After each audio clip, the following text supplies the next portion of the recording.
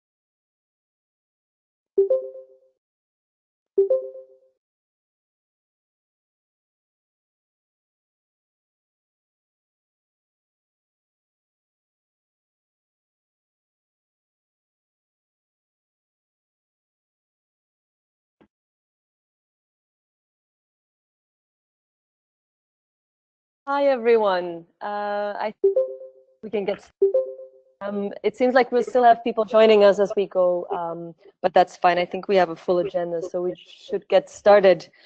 So welcome, everyone. My name is Silvia van Hazen. I am the Senior Policy Officer at the International Catholic Migration Commission, which is also the co-convener of the Civil Society Action Committee. This is the first webinar we are organizing after the negotiations have closed. So it's an interesting and important moment for us to have this check-in with each other. But it's not the first one we have this year. We've had 3 so far.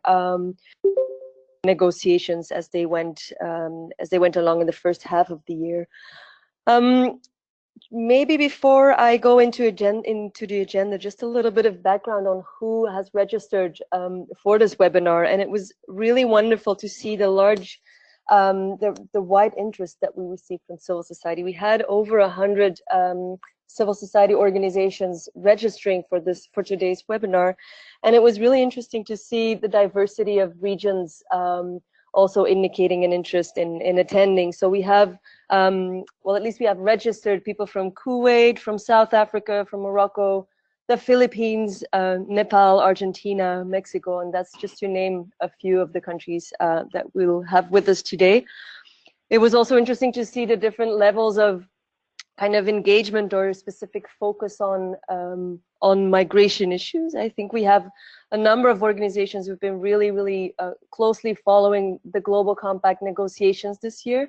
So I'd really also call for their experience and input as we move through this call, because it would be great to also hear from their perspectives. But on the other hand, we also have a number of organizations focusing on issues such as health, education. There's a lot of organizations with direct advocacy activities at national, but also at regional level. So I think we have a really interesting mix for the conversation today. We also have, let me see if he's already joined, but we'll also have joining Colin Raja, who is the IOM Civil Society Liaison. So he'll also be with us today, and we have a few people who registered from the GFMD support unit as well. So they also might be joining us in this webinar. So for those of you who haven't joined previous webinars with us before, the main objective of these webinars is really to check in, to inform and to update each other a little bit on the Global Compact for migration, in particular for those organizations who haven't really had the capacity to follow the day-to-day process and negotiations and conversations that civil society has been having around the Global Compact. So it's really kind of to check in and to update each other. And you'll see that we have kind of built the agenda as well to that purpose. So if you have a look at the agenda, it's really two main elements that we'd like to kind of discuss with you today. The first one is really checking in on where we've come from, what the final text looks like.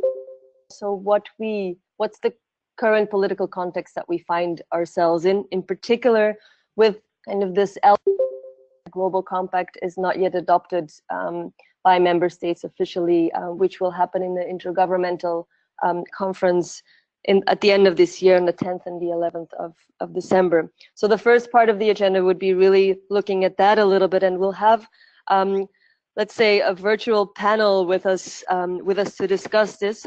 We have the honor to have Ambassador David Donoghue with us today, who is the Distinguished Fellow at the Overseas Development Institute.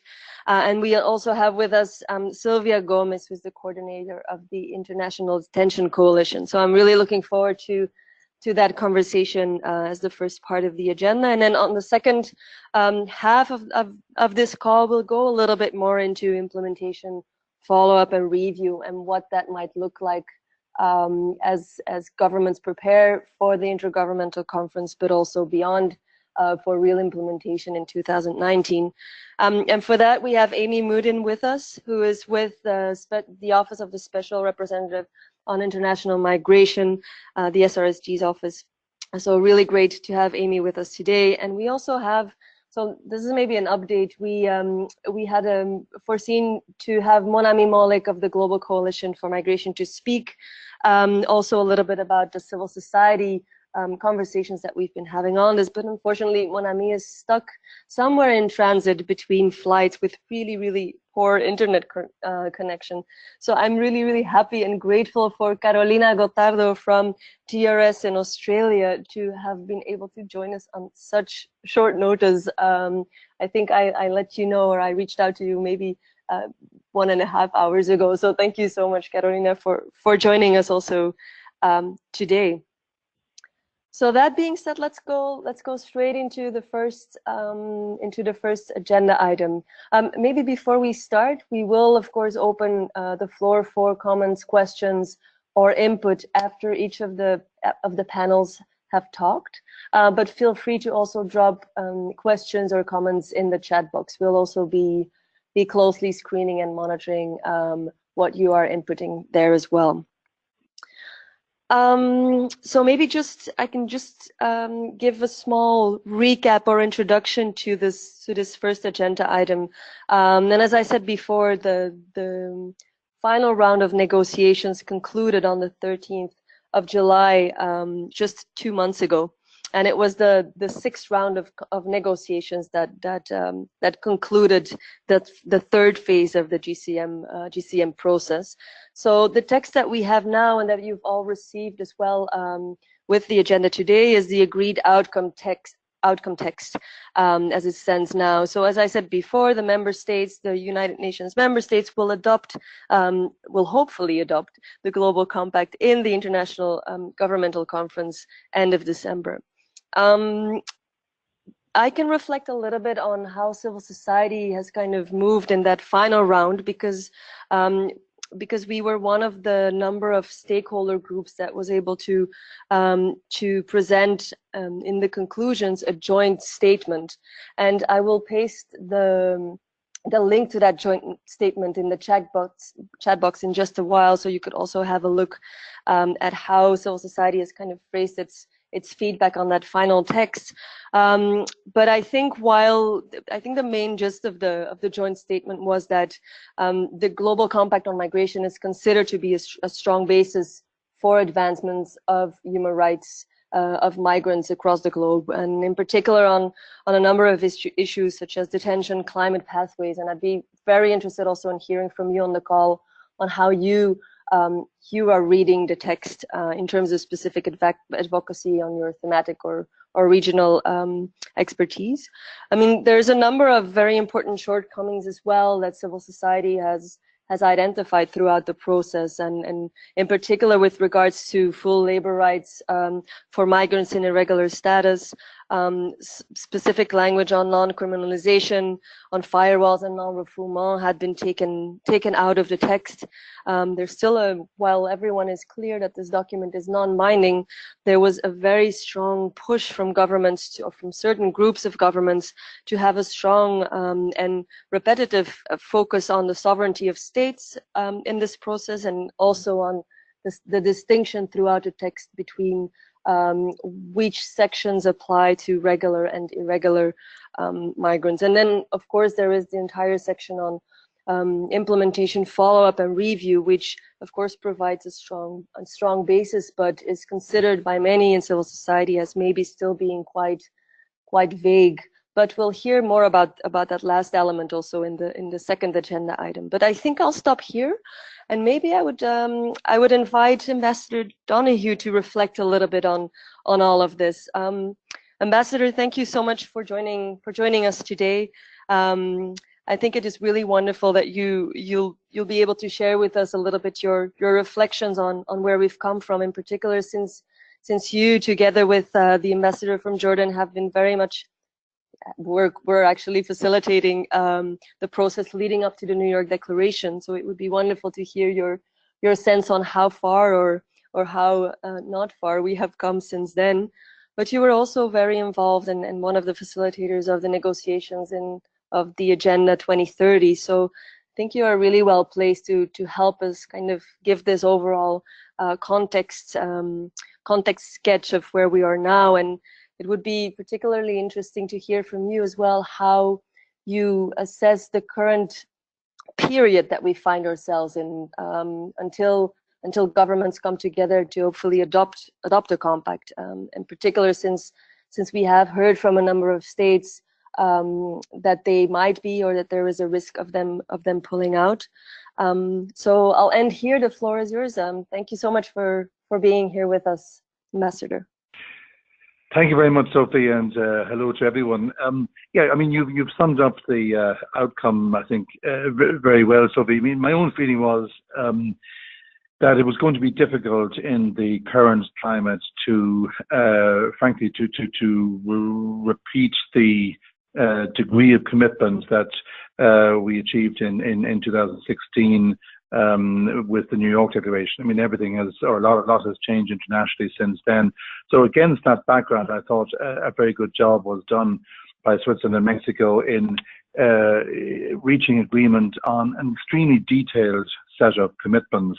I mean, the 23 objectives cover a whole range of measures. So in overall terms, I'm very happy with the outcome. Of course, it's not a perfect global compact, nor is the one on refugees. Inevitably, when you have to get consensus, there are going to be points which say from a civil society perspective, we might have liked to see more fully developed. And I mean, on the face of it, and in no particular order, I think too much was made of the distinction between national sovereignty and international cooperation. I think, you know, I obviously far prefer the emphasis on international cooperation, and I thought that the other side, the national sovereignty, was a bit overdone. But then again, that was the mood of member states at present. And then there was the issue of a balance between regular and irregular. I think that the compromise was reasonable enough. All these things come down to tiny shifts of language at the end of the day, or the number of times a particular word will appear, etc. And I thought it wasn't too bad as a compromise. Then the issue of having the clearest possible distinction between migrants and refugees. I think that it was a theme during the negotiations, and again, there's a reasonable enough outcome there. I would have liked to see non-refoulement actually explicitly mentioned. That wasn't to be, because a certain set of countries maintain that it's relevant to refugees but not to migrants. Others insisted that it's part of international humanitarian law. So there had to be some kind of compromise, and you know, I think the co-facilitators did as well as they could on that. The treatment of migrants in situations of vulnerability, as they call it, is fine. Again, you know, under individual headings, perhaps more might have been possible, but I think one has to just simply recognise that there were sensitivities on all sides, and I'm happy enough with the outcome there. Perhaps too much was made of the fact that the document is not legally binding, nor was the New York Declaration, nor indeed were the SRSGs. You don't have to spell it out several times, but obviously there was a lot of pressure from individual member states to have it spelled out, so one just has to recognise that as a reality. Just turning to the present situation, I'm reasonably confident. Of course, the US wasn't in the negotiations to begin with. Hungary disowned the final outcome.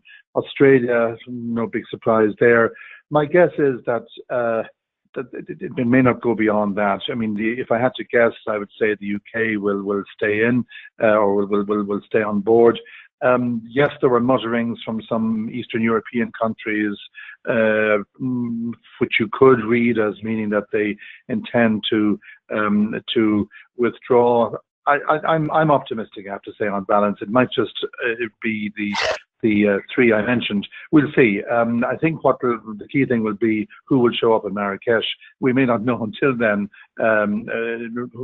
what the final situation will be, but somebody not intending to accept the text will almost certainly not go to Marrakesh. So people may be watching the airport carefully. But overall, what's important now is to build momentum on implementation, and I think it would be ideal if member states were to actually turn up in Marrakesh with concrete plans, specific proposals, initiatives, supports which they intend to announce. That would be great, because we do need to use the Marrakesh meeting itself as a platform for directing international attention towards the commitments made, and it shouldn't just be an occasion to sign up formally. It should be used as a sort of a public launching in every sense of the commitments. Then there are things such as the meeting which will come up shortly about the migration, the UN migration network. That will play its part. There's a reflection on the future role of the GFMD.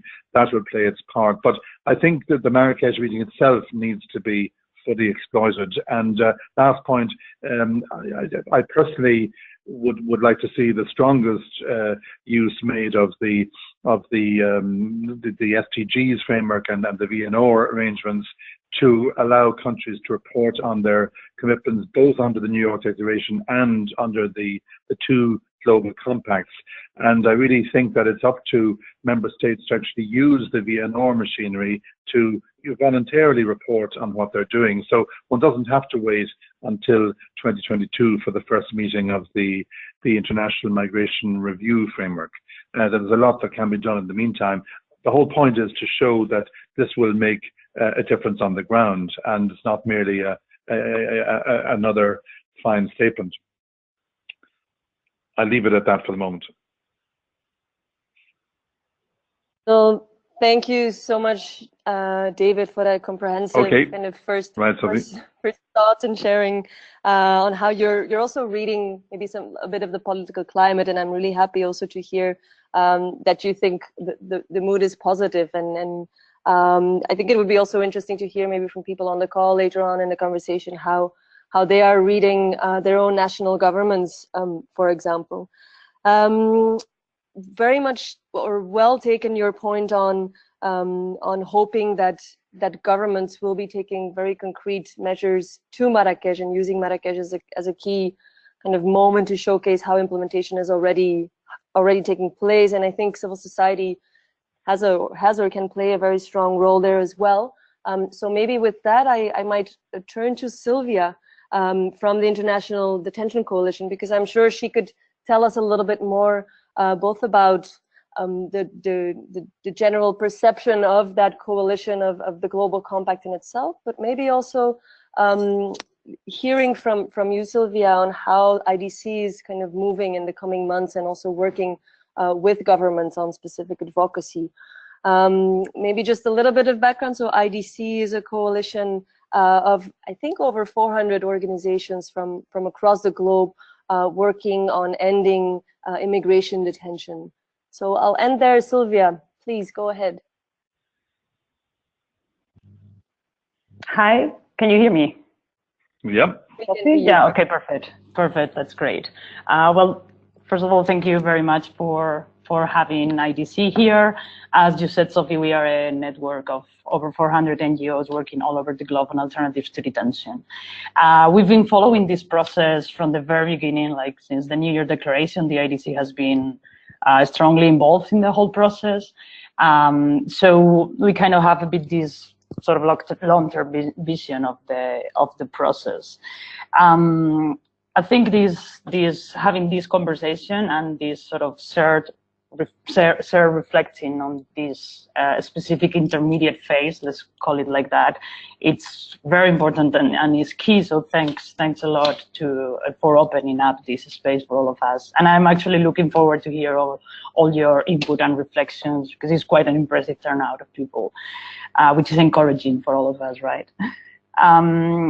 Let me just feed a bit into the discussion that we have already started by bringing some reflections that are actually drawn from our own experience as a network into this thinking how to approach the phase in between the negotiation and the actual adoption and implementation phase of the compact. We have indeed a text now that is, and I would join here what Sophie and Ambassador Donoghue have already said, is on the one hand not perfect, and it comes with some challenges in terms of human rights protection, which we as civil society will need to progressively address throughout the implementation phase starting as of January. But on the other hand, is triggering this unique momentum. It's creating all these opportunities, is opening up all these spaces, is actually building up mechanisms at the global, regional, national and subnational level where migration is going to be addressed, and migration is going to be addressed, or that will be our input from a human rights, people-centered approach. And only that is already immense, even more considering the current political context and climate. So yeah, we are currently in this sort of intermediate phase, and all of us, all the stakeholders which are believing in this process we are sort of working or figuring out or reflecting on how to actually reach this goal of ensuring that the compact comes to life as of January. How do we ensure that governments feel ready to adopt the compact in December? And more importantly, how do we ensure that they start implementing it in a manner that brings actual change in the ground? And that's like the big picture that we need to address in the next now 3 months, not even. There are a lot of processes going on right now. The next panel is going to address all the global processes that are kind of framing themselves at the present moment. There are also processes at the regional level. There are conversations at the national level, different stakeholders. Like there are so many kind of opportunities, spaces where we can input, so many questions that are up in the air and that we are all trying to figure out, that it might be, and it is rather difficult sometimes for, and again, this is drawing from our experience for us, for civil society to identify, okay, where should we actually engage? Where is like this key entry point on this key level or this key discussion that we could engage with to actually make the most out of this period. We have as a network, and again, the question comes more, and that would be, I guess, a bit the input that we are giving into this discussion. How do we do that as networks or organizations working at the national level? Like, and when it comes to answering that question, the Global Compact is actually giving us quite a good entry point. Like if you look at, and as Sophie forwarded, like sent to all us as the draft, we have this beautiful paragraph 53, which is talking about states developing ambitious national responses, national action plans. And we, throughout our efforts and conversations, we have identified that that's actually the key level that we should be engaging with now. Like how to engage with governments at the national level. So we encourage them to go to Marrakesh with some specific proposals. So we help them and support them identify the issues that they could work on and realistically present in Marrakesh as key issues, key objectives that they're going to focus on, but also how to encourage them to do this at the national level, which at the end of the day will be the way to bring about change in the ground, which is the final goal of this whole process for all of us working to protect the human rights of migrants. And while they do this at the national level, how do we manage to use the momentum that this is creating globally to encourage them to come together in some sort of multi-stakeholder initiative, in some sort of working group, in some sort of a space that would let them share and cooperate together into implementing the Global Compact. And how to do that, because this is like this kind of abstract outcome that we would like to reach, is about, at the present moment, some states, and we are talking, of course, of the ones which are actually interested in implementing the compact, right? Like we dealing with the ones who are not, and we are even considering leaving the compact. It's something that we can take up to an extent, but it would be more important to actually encourage and help the others build something out of the framework that we have now. So some states, and that would be up to each one of us to identify, depending on the country, the region we are working on, or the thematic topic that we are interested in, would be to identify the spaces that some states are already creating to discuss the Global Compact. So some states, such as Mexico, Switzerland, and others, are holding consultations with civil society. So civil society could help them, or help them identify issues, or support them on putting together some sort of initiative on some specific issues that civil society has expertise on. So that is happening at certain countries. So it is key to contact, and of course every context is different. So this is kind of, each one of us, we have our contacts as focal points who could be able to identify entry points here, but to sort of try to engage into all these conversations and support those states who are willing to get to Marrakesh with something, and most importantly, to actually implement the Global Compact, to bring a change in the ground. And I would sort of leave it there, and we could just open up a discussion, which really will be very interesting. Thanks a lot.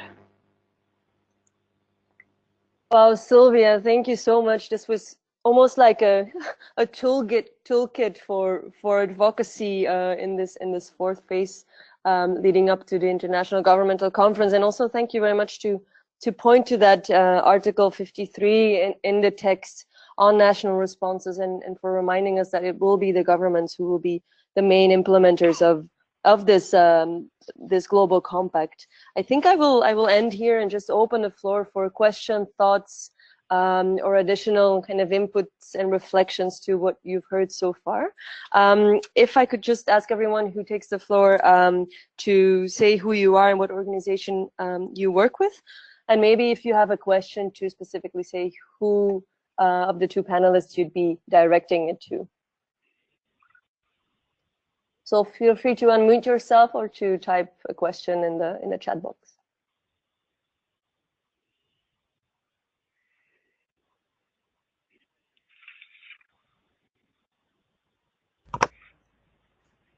Can I ask something? Yes, go ahead, Eva. There was some concern about and lack of knowledge among some of us about the process of adoption. That is to say, we talk about adopting in Marrakesh, okay? How does that move on in terms of from there to the UN General Assembly and consensus or vote, two-thirds vote, or just a brief idea of how this moves, so that, for example, if there is a consensus adoption in Marrakesh, how does that assure what happens at the UNGA, or can people who were not in Marrakesh, can these governments then go against it, or how does that work? Thank you so much, Eva. Maybe if it's all right with the panelists, I could take a few questions and then open it back to you. So I think we have Carol with 2 questions in the chat box. So Carol, feel free to speak if you'd like. Sophie, thanks.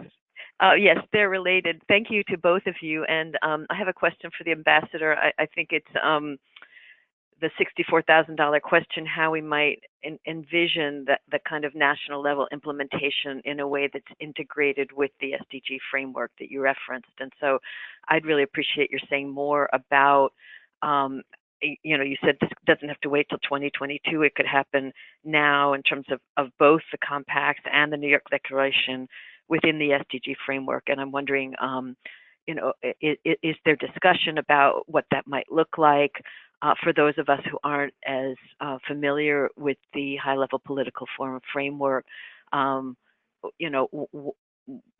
What can you envision? Are there already national plans, and would these be added on to national plans around the SDGs?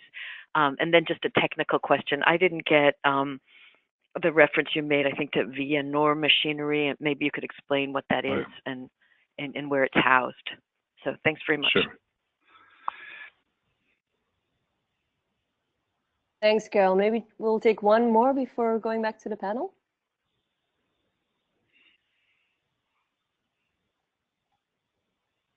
All right. Okay, so we'll start with these 2 questions, and maybe also on the first one, I can also remind everyone that we have some colleagues also from the SRSG's office who are actually also preparing for the Intergovernmental Conference. So any additional thoughts on that, they'd be definitely welcome to also reflect on that. But David, the floor is yours. Okay, Sophie, thank you very much for the 2 questions. Well, I'm not absolutely up to speed on what will happen in relation to consensus and the adoption, but to take Eva's question, which is it's a very important one, my understanding is this, that in Marrakesh, consensus would be, all going well, consensus would be established for the text, and it would then be attached to a resolution which would go to the GA for formal adoption. I think that would be, if I understand correctly, later in December. And there was an indication from Hungary in July, I think, that it would seek a vote when the Global Compact comes back to New York. Now, if that's still the case, one can speculate about what Hungary would be trying to achieve through that, but one obvious possibility is that it would be trying to flush out certain other member states, maybe some of its neighbours, who hinted that they might have reservations.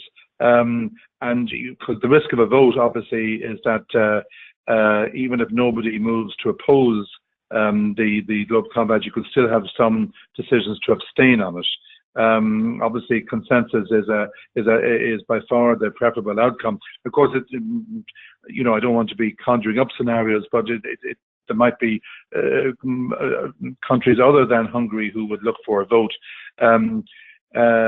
So yes, there is a slight risk, I suppose, if there's a call for a vote and if the view is taken that there has to be one. But I'm not really up to date on the thinking there. My own feeling is if it turns out to be ultimately only Hungary and Australia and the US who are not part of the compact, that is manageable. If there was a longer series of dissenters, you would then have sort of mounting credibility problems for the compact. But I think if it's just those three, for different reasons, I think we needn't. I think it is containable. So turning to the questions about national level implementation and I'm sorry for those who are not familiar with the high level political forum, but there was a certain debate about this during the negotiation or on the margins of the negotiation of the Global Compact. The compact does have good language which refers to the relevance of the SDGs. Personally, I had hoped that it could have gone into a bit more detail about ways in which implementation of the Global Compact would be taken kind of almost in parallel with implementation of the SDGs. Why do I say that? Because although there isn't a goal explicitly about migration, migration is dotted throughout the text of the 2030 Agenda, and it is very much part of that framework. And so it would be reasonable for member states to report on what they are doing to implement their commitments, both in the New York Declaration and in the and in the Global Compact. I say that it would be reasonable for them to do it. They don't have to do it, and there are, of course, limits to what you can do in a very brief presentation of your national performance on the SDGs. So to explain what VNR mentioned, and sorry for my Irish accent, which probably didn't make it instantly recognizable, but the VNR is voluntary national review, and that is the term used for the national report delivered orally, in fact, at a meeting of the high-level political forum, which is under ECOSOC at the UN, and it takes place every year. So typically you would have, at the moment, about 40 or 50 countries who voluntarily come forward and give a report on their performance across all the SDGs. So you can reasonably include in such a report what you are doing on migration. So it really, I don't want to make too much of this, but rather, my fear is that since the International Migration Review Framework, I think that's what it's called, the IMRF, since that will not meet until 2022, I think it's important that member states show that they are already tackling the commitments made both in the Global Compact and already in the New York Declaration. Why do I add in the New York Declaration? Because Switzerland and Mexico, in framing the Global Compact, it kept on saying that, if you like, the principles had already been established in the New York Declaration, and they were not going to repeat those, but it should be taken as read that the New York Declaration is there.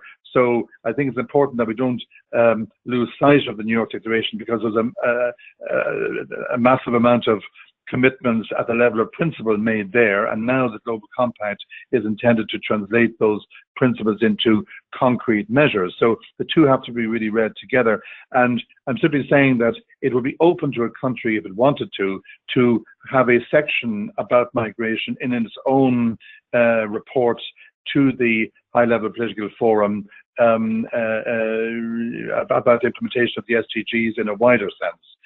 The difficulty is that the VNR involves only a 3-minute presentation in theory, and no, it's somewhat more than that, I think, but it's quite a short presentation orally, but you can then add written reports as well, and there are various other aspects of the machinery that you could use in order to draw attention to what you're doing in migration. I mean, this is just my own personal enthusiasm, perhaps because I was involved in both negotiations, but I do think that member states have an appetite to link their implementation of the Global Compact to their implementation of the SDGs, and we should be feeding that appetite. We should be, taking that seriously and not simply doing nothing until 2020. 2022. I let it go at that. Thank you so much, David. Maybe Silvia, would you like to reflect on what's being said and on this linking to the SDG agenda implementation and review? I mean, my reflection, besides what has already been has been very well clarified by David, would be again while doing, and I'm bringing it again back to the national level implementation, right? But while engaging with governments into figuring out, supporting them, or talking them into building some sort of national response, national action plans, exactly made this link, like show them that there are already national responses happening, which could be linked to the implementation of the GCM, like sort of trying to paint or to make things easier in a way for them to figure out how to implement the compact. So that would be an important point to make, as in this linking the two processes. Thanks, Silvia. And maybe I'll open now for maybe further thoughts or questions from people on the call. And I'd be particularly interested to hear from you whether you at your national or regional level have been kind of pushing for that with governments as well, and what your experience or thoughts are there.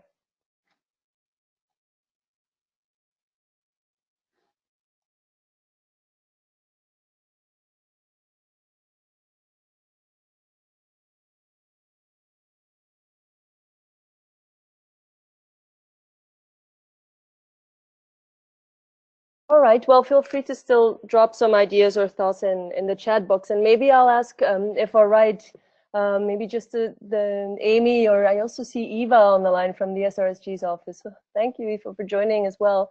Maybe just to reflect on that first question from Eva in terms of some of the process-related questions of the intergovernmental conference and the way of adopting the GCM. Sure, Sophie. This is Amy Muedin from the SRSG's office, and I think Ambassador Donoghue clarified it quite well. The Marrakesh Intergovernmental Conference will begin its opening with the adoption of the text, but it is not formally adopted until it comes back to the General Assembly, and we expect that to be sometime in December between Marrakesh and Christmas, or possibly January, depending on the General Assembly's schedule.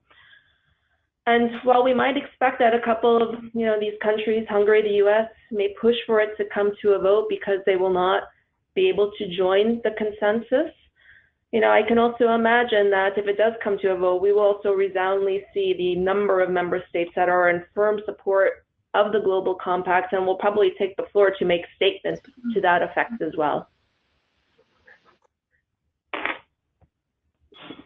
Over. Thanks, Amy. That was loud and clear. I think we have Carolina who would also like to jump in. Carolina, go ahead. Thanks, Sophie. Just to explain a little bit the situation in Australia. Australia has actually not. I just came back from a trip to Canberra, and Australia has not made a decision on the compact. Is that we were talking both with the government and the opposition.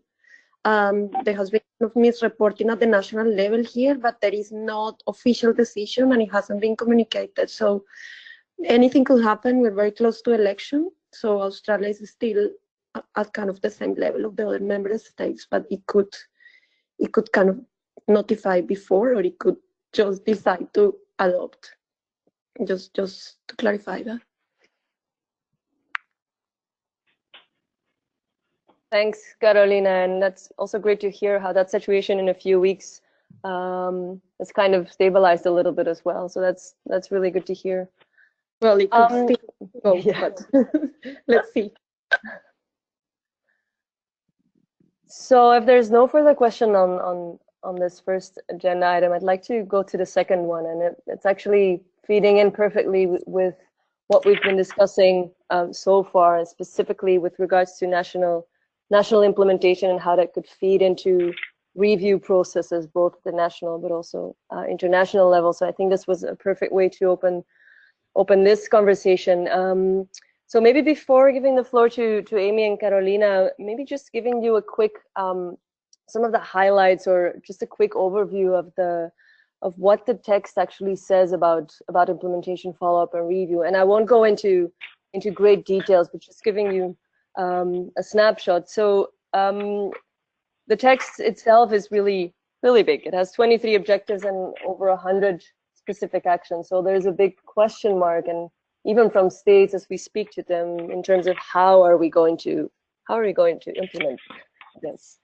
And the section on implementation actually does have already a number of kind of guidelines and already kind of shapes the basis for that conversation. And indeed, as Silvia already mentioned, there's this famous and wonderful Article 53, which says that governments are actually encouraged to draft national implementation plans and to also conduct transparent or inclusive reviews, which then provides that way in for civil society and other stakeholders as well to be involved in that process.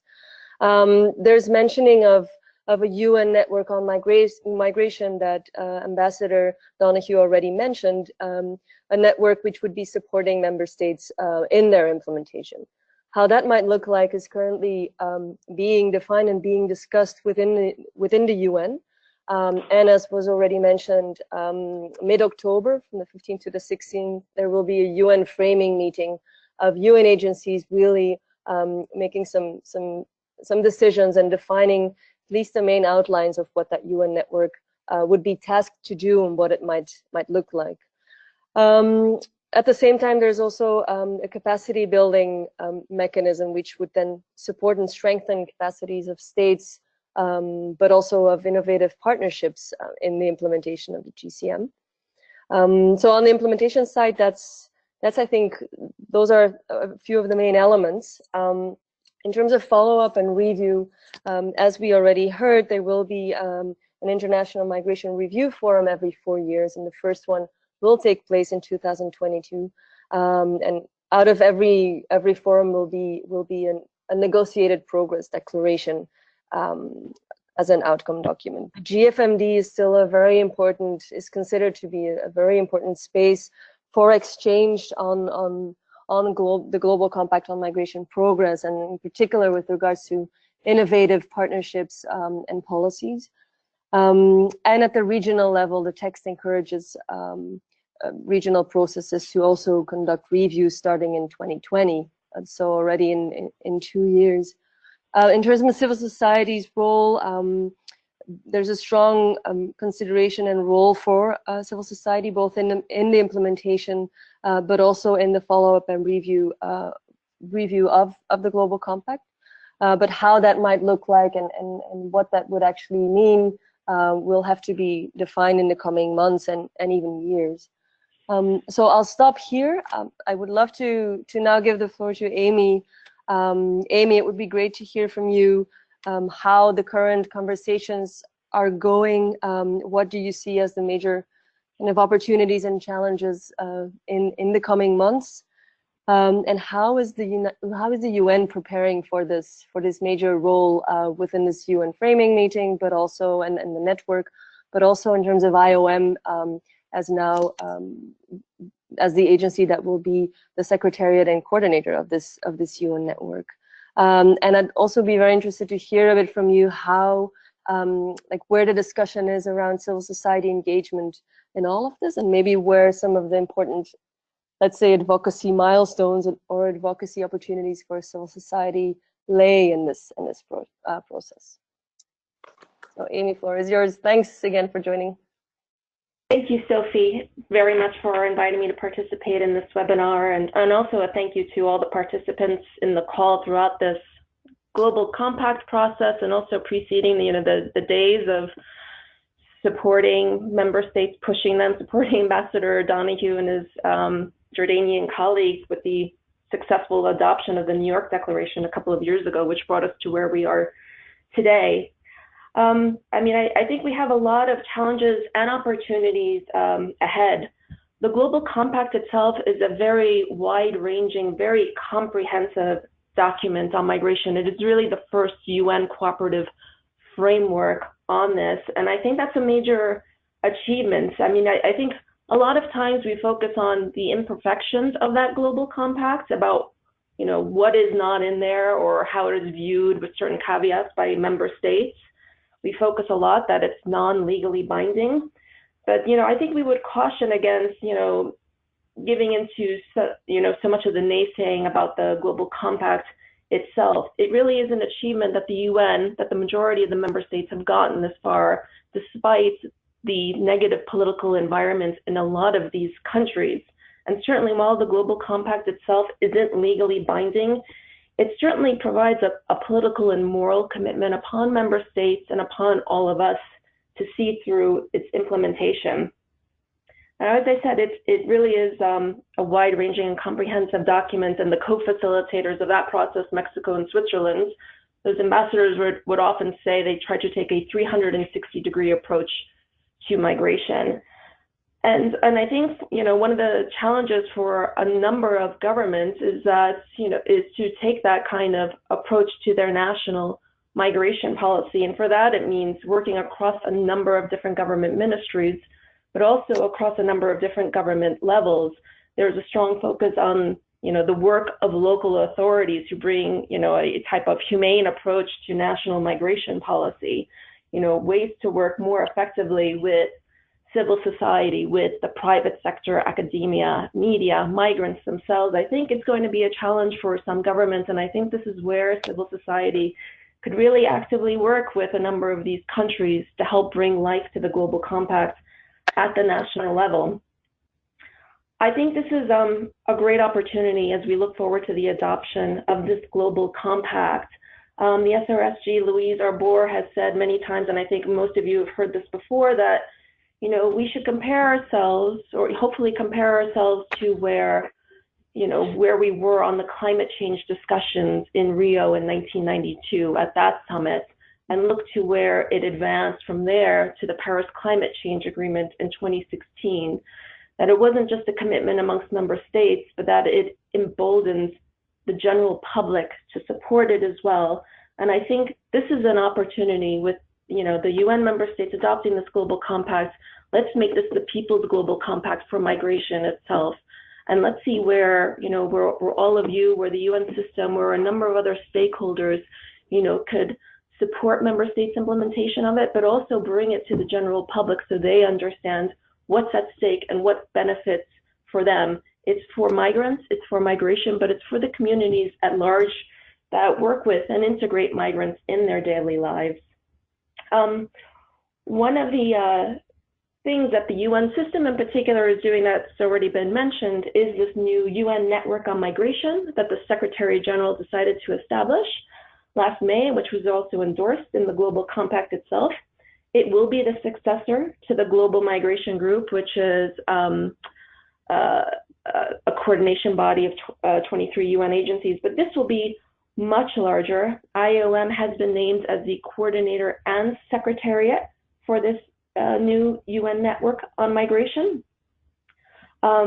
We have been meeting with a small group of preparatory agencies to work on terms of reference, working methods, what working groups may look like, what the October meeting itself would look like as well, and possibly what we may or may not do in Marrakesh in order to more formally announce the network or make it more public. And also looking at ways in which we engage all of you as well, because while this is a UN system network on migration, we know how much we work in partnership with all of you. So as the network takes shape and starts to move forward, I mean, I would say that there's going to be, you know, 3 adjectives I'd like to use to describe the network, and that is ways of working in a collaborative fashion with a number of stakeholders, to be transparent as we try to communicate as much as we can as we're trying to get the network off the ground, so it's clear to everyone how this UN network is going to work and how very different it will be from the GMG. And also its inclusivity, you know, including how it will bring in civil society, other stakeholders, as well to kind of influence and shape how the UN system can better support member states in their implementation of the Global Compact. Now, this being said, I just want to offer a word of caution just to try to manage expectations. We've been given a very short timeline to try to get this off the ground. The Secretary General only, you know, announced this decision in May through his executive committee. It was only endorsed by the Global Compact in July, which has yet to be adopted in Marrakesh. And we look at other, you know, UN coordination mechanisms, for example, the IASC, which when it was established took about a good 2 years for it to get up and running. So I know that there's been a lot of interest about what this network would look like. And I would just like to say that we're trying to get it off the ground as quickly as possible. We are working with a small group of UN agencies and of course very closely with IOM as well, given its role. But we'll try to get out as much information and we'll communicate as much about it as we can in the coming weeks in the lead up to October, and then also from you know, between the time period of the framing meeting we have in October to Marrakesh itself. Now, you know, also linked to the network and the UN system support, as identified in the Global Compact, is the capacity building mechanism, which has 3 elements in there. A startup fund to try to support maybe more project-oriented solutions at the country level, but also a global knowledge platform and connection hub. And even within our discussions of the network, we're looking at how that will be related to the capacity building mechanism, and also realizing the amount of good knowledge and work that's out there that's well beyond the UN system. That's a lot of the innovative ideas, activities, and partnerships that all of you are already engaged in, and trying to find ways of bringing that all together in a way that makes sense, that is easily communicated to the member states that need it as well. Now, in terms of follow-up, implementation, and review, I mean, we've already said a number of times already, there is a number of strong elements of engagement of multi-stakeholders in this phase.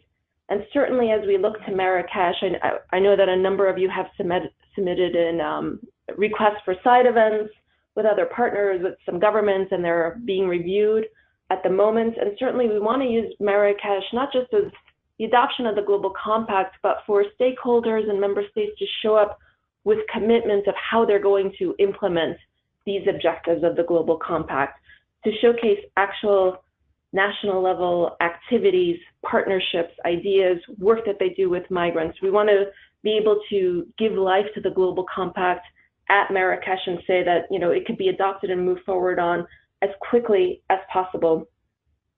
You know, I think the other avenues of opportunity are looking forward towards, for example, the International Migration Review Fora. While it won't occur until 2022, we know the modalities for that forum will take place sometime in the course of 2019. So of course, you know, we would work with member states to see that there is an effective way in which stakeholders would be able to participate more fully in that forum.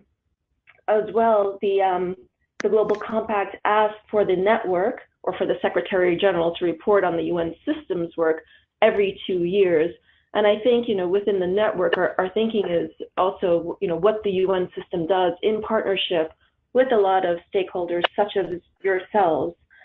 And finally, again, the capacity building mechanism, its launch, we'll see exactly when that launch would take place. Ideally in Marrakesh, we're trying to move as quickly as possible, but we see that as another avenue in which we would want to bring in a number of stakeholders to bring in their good ideas, their partnership and their activity in terms of what they can do to help member states implement the Global Compact, but then also ways in which we can help member states do a lot of their implementation, but also ways in which the UN system and civil society can look at follow-up review and holding, to member states their accountability to the commitments that they agree to in the Global Compact. Sophia, I think I'll leave it to that for now. Thank you so much, Amy. That was actually wonderful and really detailed in terms of the different elements of implementation, follow-up, and review. And I can already imagine there might be a ton of questions for you on what you've just said. But I'd like to maybe first hand over to Carolina, who could reflect a little bit about where civil society has been moving and thinking on all of these different elements. So Carolina, go ahead. Thank you, Sophie, and thank you again for inviting me to present today. Sophie and I spoke not many hours before, so please bear with me in terms of the presentation. But what I wanted to reflect on was the engagement of civil society on implementation, follow-up, and review. And we have heard already very useful presentations from Ambassador Donoghue, from Amy, and from Silvia on the compact today. And we actually, I think this was said by most of the speakers, we actually, this document is not perfect, but we have a pretty good document considering the kind of historic circumstances that we are witnessing around the world, and it's a historic development. And what we need to think of is that it gives us a great basis to actually make a difference on the lives of migrants, and also in terms of international cooperation on migration. So it is an opportunity, and what we need to do as civil society is to think how we could make the best of it. So really, implementation, follow-up, and review a crucial moment, because for the GCM to be actually successful and effective, it needs to focus on these issues on implementation, follow-up, and review, and needs to make a difference to migrant women, men, and children. And I think that will be the test of the document, how much it affects people on the ground.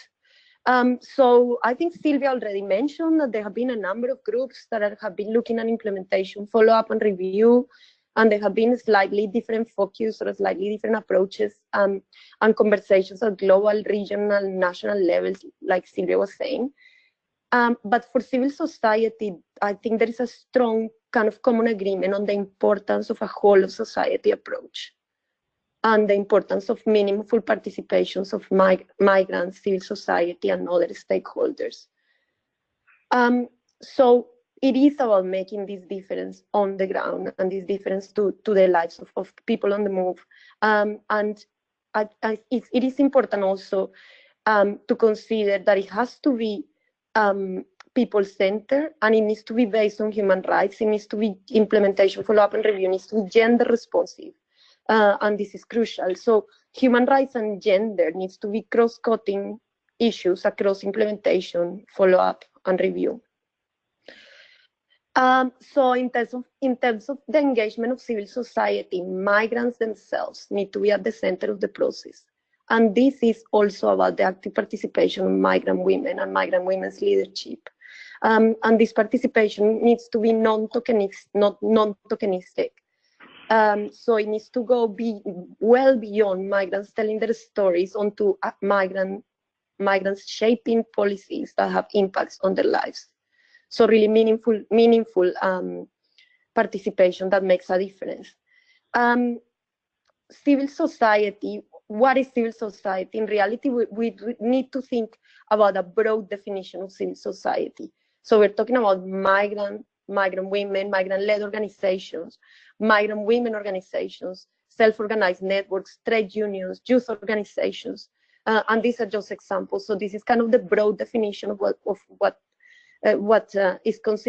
could be considered a civil society in terms of implementation, follow-up, and review. It also needs to be real and meaningful. And then Amy already mentioned, for instance, the capacity building mechanism, and Sophie as well mentioned this. This capacity building mechanism actually can support also the role of civil society organizations to be meaningfully engaged on the compact, and this is on the implementation. So this is not about a yearly consultation, or this needs to go well beyond there, and needs to be properly funded and kind of properly promoted.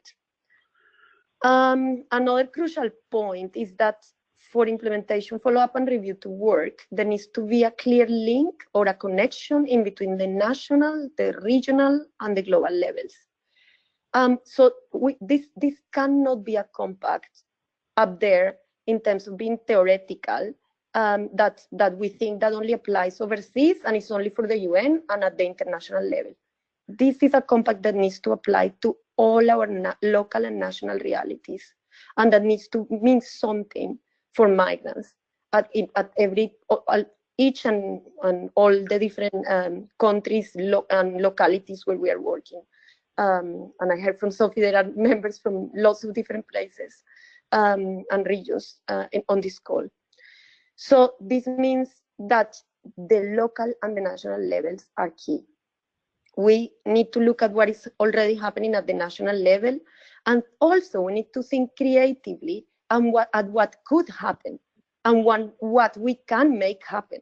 So it means that as a civil society, we could we should be coming with ideas, and we should be engaging with other stakeholders and other partners at that level. So it could also be about showcasing what's already happening and developing that further. So I think Silvia mentioned before something crucial, which is the development of national action plans or national implementation plans. And the development itself needs to involve multiple stakeholders and involve civil society participation. So this is kind of the national level, and the regional level is also crucial in terms of connecting with the national level, and in terms of the many existing networks that already exist, but also those that are self-organized and those that are emerging networks in our regions, and how they could be inclusive, but how do they communicate with each other and also with national and global levels. So these national and regional initiatives could fit into that global level. In terms of the global level, Amy already said this is a quite important moment in terms of the formation or the creation of the UN Migration Network, and what sort of role is going to have on implementation, follow-up, and review. And there is a discussion on how this network will work, and how the working groups in the network are going to work. And the SRSG office has been looking for feedback on this issue. So the participation of civil society at that global level is also very important. And it's at that level in terms of participation in the working groups. And again, this is not just kind of tick the box consultations with 1-year consultations and long gaps in between them and all of that. This is much more about structures that are properly funded and sustainable, where civil society can actually make a difference at that level. The working groups should really incorporate civil society and other stakeholders in terms of permanent membership. Amy already described the importance of partnership and collaboration, and I think, as I was saying before, we definitely need to be agenda setters. There is also a role for civil society, not only as part of this permanent membership, or as part of being part of the working groups or how the network works, but also in terms of our role of accountability and making sure that the compact really translates on the ground.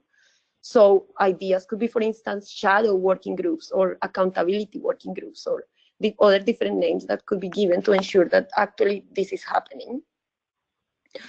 And just to finish, I think it's important to consider also implementation and complementarity in between, for instance, the GCM and the GCR, and implementation that is consistent and coherent in between the two compacts to ensure that no one is left behind, and the specific importance of gender-responsive implementation. And one of the things that we have said in one of the proposals is really, for instance, a task force with different members and different stakeholders that is looking at gender, and it's looking that this translates into the lives of migrant women and women in migration in general, and for instance, gender experts and human rights experts as part of the working groups. So just to finish, we have all been encouraged to provide feedback on implementation, follow-up and review, and the role of the civil society, specifically on implementation, follow-up and review by the Office of the SRSG. We have been told that this doesn't need to be fully fledged detailed proposals, but ideas on how we think civil society can influence the network, how this could work on the ground, how civil society could engage. So, I mean, Amy probably could tell us in terms of timelines if this is still, if they are taking many more ideas now, but I think the Office of the SRSG has been very open with this. So it will be very good if other proposals and other ideas come up, if this is still possible. So I leave it there, Sophie. So thank you so much, Carolina, for highlighting, I guess, some of the main questions or criteria for civil society participation in this entire structure of national implementation, the UN network, but also, as you said, Carolina, monitoring and implementation through the IMRF shadow reporting or at national level. So there's a lot of elements that need to be kind of further looked at and discussed. And of course, it would be maybe great to hear from Amy how like some of these questions have been, or maybe they might not have been already taken into account in some of the conversations within the discussions on the UN network. But I mean, obviously, and also hearing your point, Amy, on that this is a process also in motion, and that some of the other processes have taken a few years to actually take shape. And I think civil society will also have to do some of its homework in terms of how do we connect in all of this, and how does civil society stay engaged. And one of the elements that we, as ICMC, is also the GFMD coordinating office, would want to do is bring some of those questions also to the GFMD this year. But I'll end here, and maybe I'll open up for questions, thoughts, comments on what has been presented. And I see there's one from Emer. So Emer, if that's all right, feel free to read it out loud. Sure, Sophie. Yeah, and thank you to all four of the speakers. I'm happy to ask my question last so that I can say that to all of you. I think this has been really, really excellent. But just maybe a more like specific question to Amy, or questions, with apologies in advance for the really specific kind of concrete question to you, Amy. And thank you for that overview on like the process, which is really definitely fast moving, and on trying to establish this UN network for migration, with of course lots more questions still unanswered related to that. But maybe trying to think of like what it really will mean for the implementation of the compact at national level. I think it would be really useful to hear from you, like already first thinking of how the UN is thinking that the support to the states will really materialize on the ground. So maybe if you could give a little bit more of a sense on ways and means to do that. And then also the trickier part for me is the countries in which the UN is not really so, it doesn't have such a large presence, but many of the aspects of the compact really relate directly to them. So the example I gave in the chat box is countries within the EU, and there are a lot of elements and objectives, actionable commitments in the compact that relate to these countries who are adopting the compact. And I was wondering if you already could share some thoughts on how the UN could support those countries in issues related to, for example, reception and integration and access to services, and etc. So maybe just some first thoughts from you on that would be very interesting. Thanks, Emer. And as we did before, maybe I'll open the floor for just one or two questions more before going back to the panel.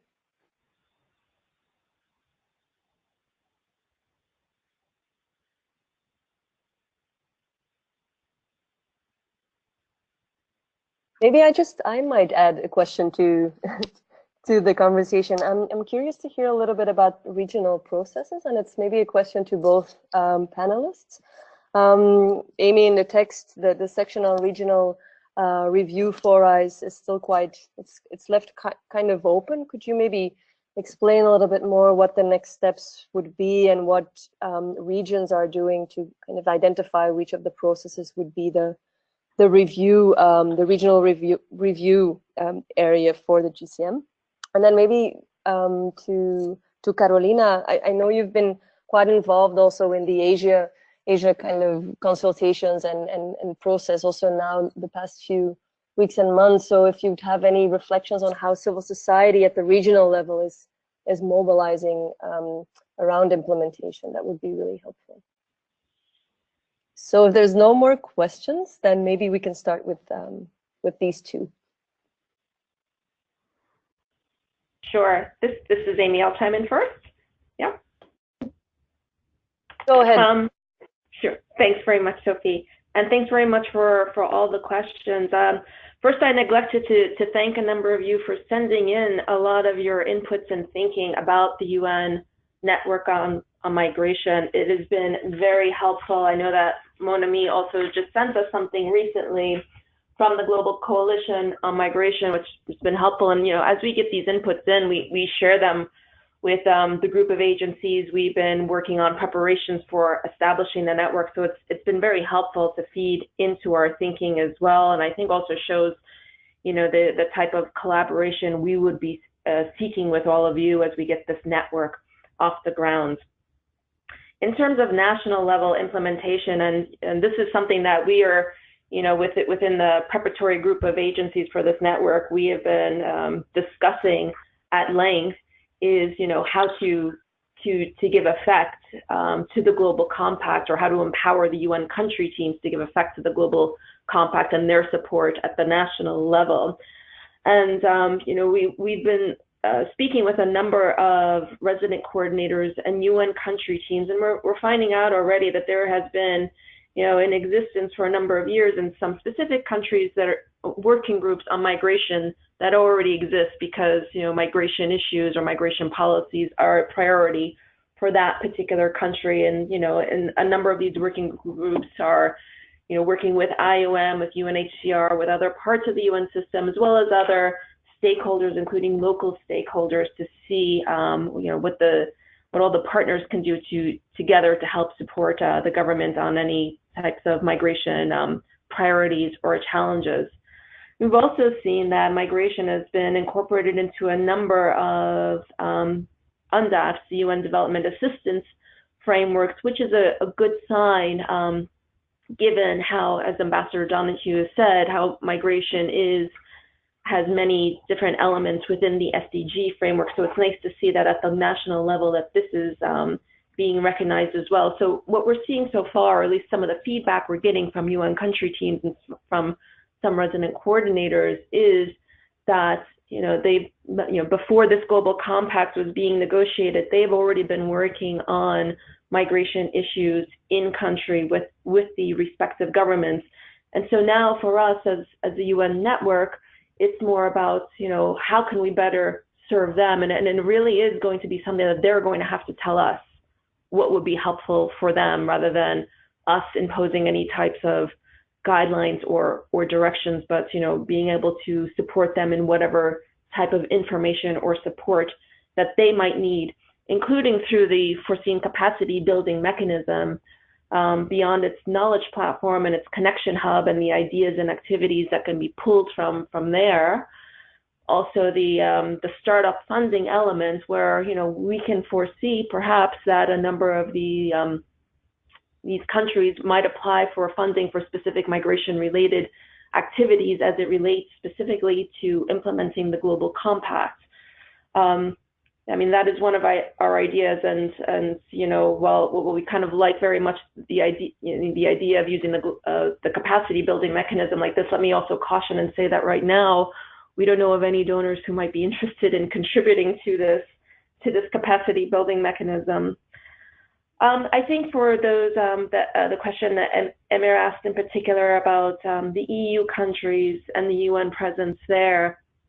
I mean, there are not necessarily UN country teams in a lot of the EU countries, but there's certainly a UN presence in a lot of these countries. So perhaps it might be a handful of agencies, but not something very much like the resident coordinator system there. And I think for a number of the agencies, and perhaps I could speak a little bit on behalf of IOM, since I'm the IOM secondee to this office as well, that a lot of the work done there might be bilaterally with the government in terms of trying to work on their migration policies, their priorities, addressing some of their challenges there, including on reception and integration assistance. And I think I think it's important to remember that the UN agencies are intergovernmental agencies, and their presence in a lot of these countries is upon the request of those countries. And I think this is where we look at you, at civil society, to help kind of fill that gap sometimes where maybe the UN system isn't welcome or isn't able to push as much as it can. And I think this is where, where some of the agencies are present in a number of these EU countries, where this partnership with civil society will be most helpful in terms of addressing a lot of these issues related to reception and integration of migrants. Sophie, in terms of your question about the regional implementation, I mean, it looks at two avenues in particular: the regional economic commissions, which are part of the UN system and will be part of the network as well. So, I mean, we would be discussing with them as well as other parts of the UN system about what they might be doing in terms of looking at the implementation of the Global Compact itself. But then there's also the regional consultative processes, which are, very different type of fora, which are really member state led, and also like the GFMD, informal, voluntary, oftentimes non-binding, and then for a number of them, either IOM or I think the ICMPD serve as the secretariat for them. But what's very helpful about the RCPs is that they have long been engaged in migration issues, and now I think have this extra impetus about looking at how to implement this global compact, about how to take on their region-specific issues, looking at, through the lens of the Global Compact itself. I'm afraid I can't really say that much more about it, just because I'm not really involved in the day-to-day work of a lot of these RCPs, but I know that between the regional economic commissions themselves and the RCPs, a lot of them were very heavily engaged during the consultation phase of the Global Compact, offering meetings and offering inputs into what the SG's report was, and then also inputs into the Global Compact as that was being developed and negotiated. Thanks, Sophie.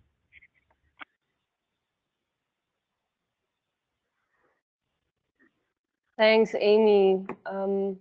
Carolina, if you'd like to react or add on.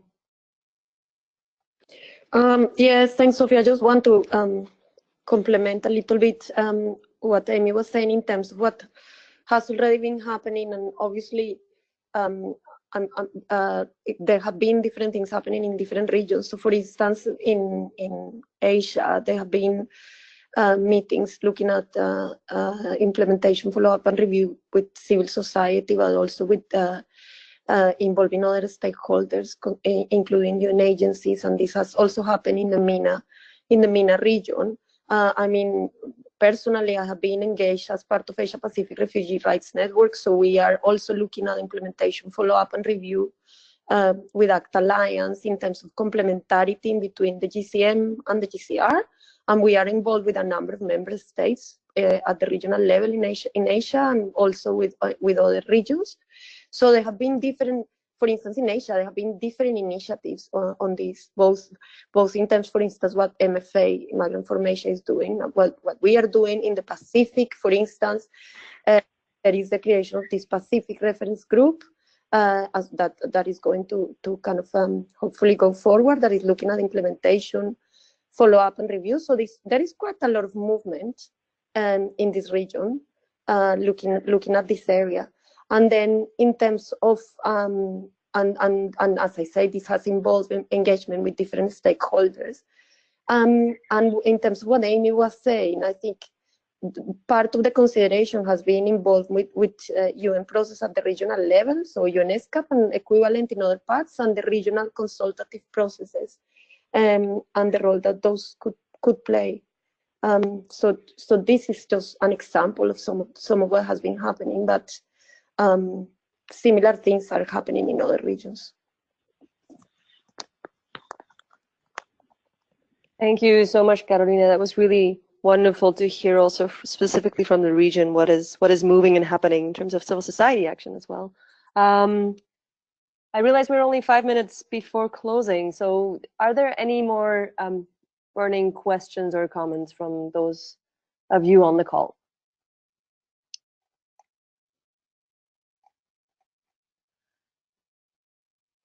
If not, could I maybe ask each one of the panelists to maybe help us close this conversation off with maybe one key takeaway or advice for strategic action in the coming months.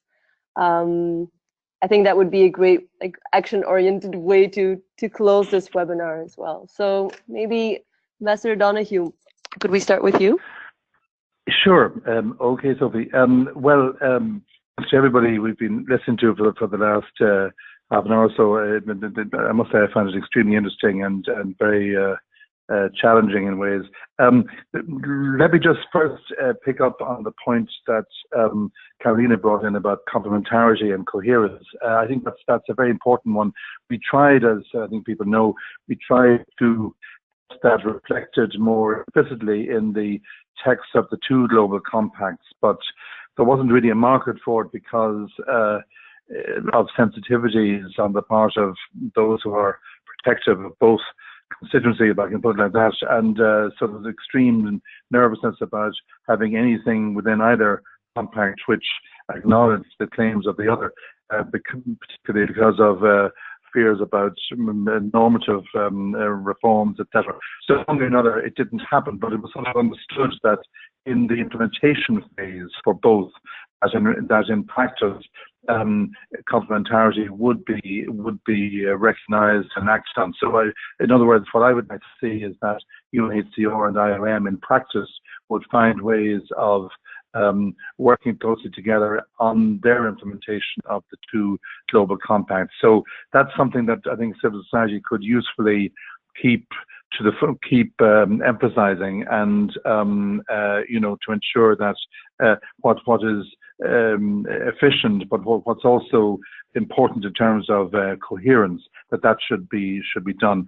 There are a number of topics which, in theory, could be advocated or could be the subject of advocacy by civil society between now and December. I slightly caution, though, that I suppose we don't know what will happen in December, and it may well be that if civil society were to be too ambitious in terms of improving on what is in the Global Compact on migration, it could be that in the worst case scenario would be counterproductive, where it would strengthen the hand of those who are worried about the Global Compact. So I'm half inclined to say that we might focus more on what could be done from the 1st of January on, once it is actually implemented or adopted and then ready for implementation. It was very interesting to hear from Amy about the plans for the network. I was aware of some of that, but I do think that the framing meeting in mid-October is an opportunity to show that the UN system is serious about the compacts and about providing member states with support, because there's no doubt that the national plans are an important part of the Global Compact. You know, in a way, they reflect what was already agreed for the Sustainable Development Goals. That, you know, these are massive undertakings. I mean, both the Global Compact on Migration and the Sustainable Development Goals, they're massive undertakings which have to involve really the primary effort being at the national level, so that it's common sense that we would ask member states to develop national action plans, and that in itself will provide momentum, you know, from the moment of implementation on. So the more that civil society can do nationally and regionally to prompt the development of those plans, the better. I wonder myself whether there will be a declaration from Marrakesh. I don't actually know, perhaps I should know, but again, if there was to be a significant statement accompanying the adoption, then that would be something that civil society should be focusing its efforts on.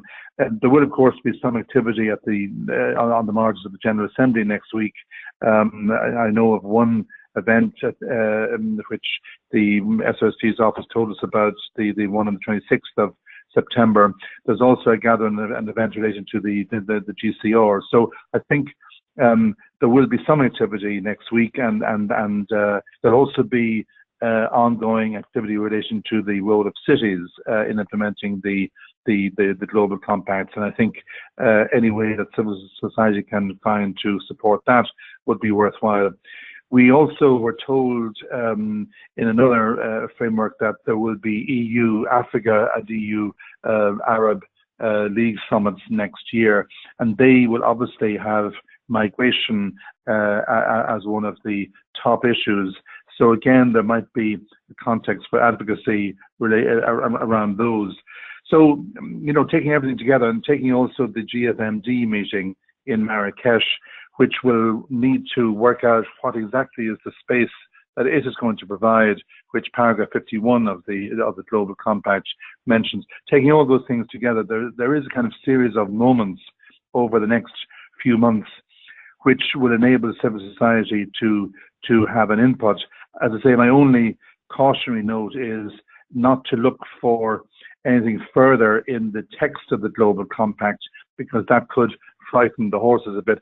I think that effectively the Global Compact is as good as it's going to get, and you know, while one could imagine that there would be strengthened references here and there, on the whole, I think that is what it was possible to achieve in this year. So I'm inclined to just accept the Global Compact as it is and work instead on implementation and ensuring that civil society is fully absorbed into the implementation and follow-up and review process. And of course, that involves a certain amount of detail and being agreed. And it was very helpful to hear from both Amy and Caroline about their perspectives on that.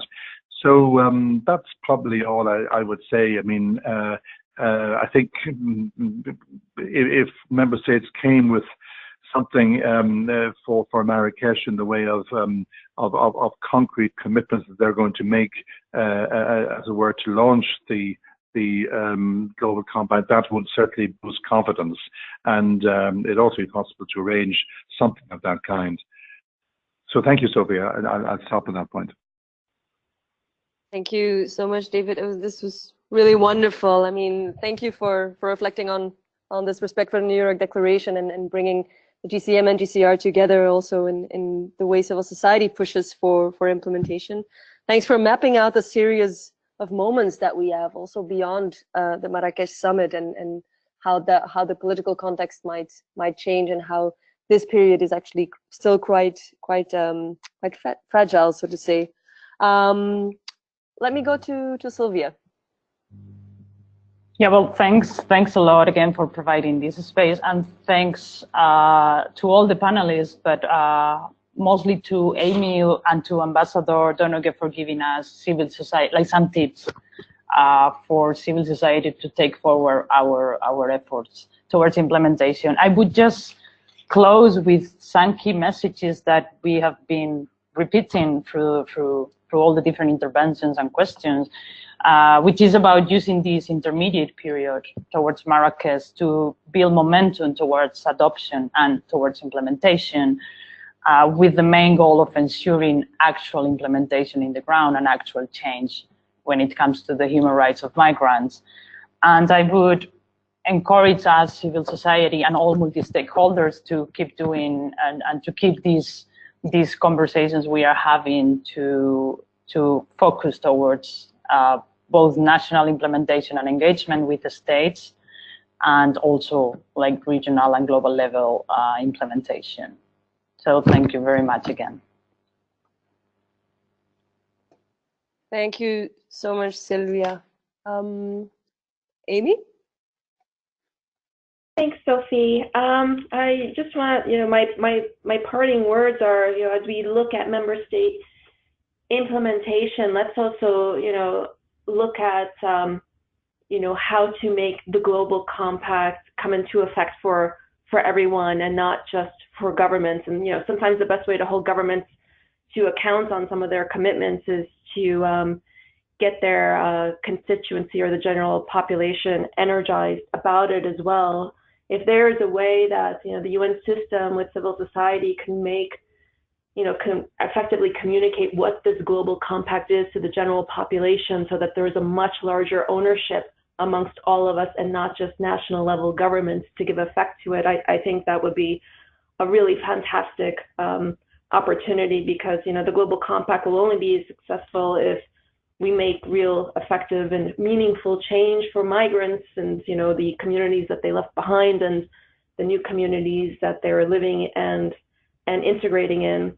And also, just to also echo a lot of the sentiment that, this is an ongoing conversation, at least between the UN and civil society on the global compact. The door is always open on our end as we, develop more the network, as we try to work together on the global compact about giving it life, giving it legs. And so, we always encourage you to reach out to us, to our office, for your questions, your inputs, your thinking about how we can work better together for this. Thanks very much, Sophie. Well, thank you so much, Amy, for staying in touch. And indeed, it is a continuous conversation. And I think it would be great if we could have maybe another catch up with you also on this UN network, maybe after the UN framing meeting. So this is definitely something that we'd be really looking forward to continue debating with you. Carolina. Sophie, thank you again for the space. And I think my final reflection is really the message is to engage. And let's really try to make something of this compact. Let's ensure that it goes beyond words. Let's ensure that it does make a difference to migrants' lives, and that migrants and civil society have a clear role at all the stages of the implementation of the global compact. And let's make sure that there is not the people that understand the compact now or that have been involved in the development of the compact, but it goes much broader, and that other people in different local and national realities understand the compact, want to get involved, develop initiatives, and engage at different levels. I think that's very important. And just to echo what David said in terms of promoting the development of national action plans in different countries, I think this and focus on this national level, so it could fit into the other levels and the connection in between the three levels. I think those will be my kind of key messages. Thank you so much, Carolina, and I'm very much realizing we're already 10 minutes over time, so I really wanted to thank all of the panelists for being with us today, and particularly Carolina, who made herself available only 2 hours before the webinar took place. So thank you so much. In terms of next steps and follow-ups from our end, so we'll definitely circulate some notes from this webinar, and we have 2 other webinars in the pipeline. The dates are not yet scheduled, but one will be after the UN framing meeting, and then another one will be in preparation for Migration Week, including a more detailed conversation on the GFMD Civil Society Days as well. There's a few civil society webinars on specific topics that are taking place, including one on climate on the 11th of October, and we'll make sure to, after this webinar, to send you some practical details on that as well. We'll also send you the contact details of the SRSG's office, as Amy said, so that you could also reach out to them should you have specific questions. Did I forget anything? We are working as well on an information brochure about the Global Compact, and we're hoping to include a few talking points as well for advocacy. This is a leaflet that you'll be free to use or adapt or change as you see fit, but it's definitely meant to be a tool for advocacy at national level. And in the meantime, I wanted to share a one-pager that has been developed by the NGO Committee on Migration, which is called A Glance at the Global Compact for Migration, should that be helpful to all of you. And I'll end here. Thank you so much for joining and for staying on 10 minutes longer than foreseen. We'll be in touch. Thank you. Thank you.